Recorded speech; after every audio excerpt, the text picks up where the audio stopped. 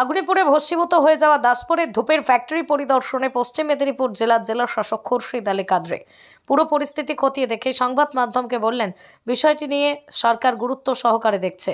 কারখানার মালিকের সাথে কথা বলা হয়েছে। দিন দুপুরের পর আগুন নিয়ন্ত্রণে না আসলেও জেসিবি মেশিন দিয়ে সামনের দিকে পুড়ে যাওয়া বাড়ির গাড়িগুলো ভেতর থেকে বাইরে আনা হয়েছে।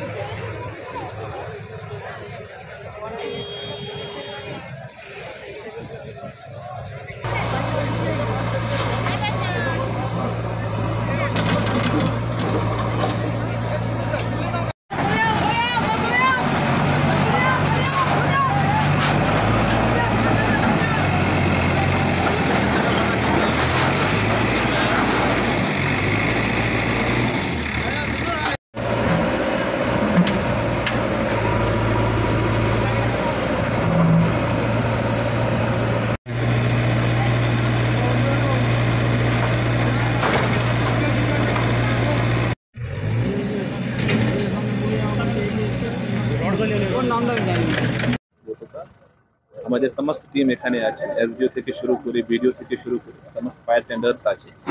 আজকে আমি এখানে এসেছি, আমাদের যে এখানে ওনার আছে তার সঙ্গে কথাবার্তা হয়েছে, প্লাস বিভিন্ন ইস্যু উপরে কথাবার্তা হয়েছে।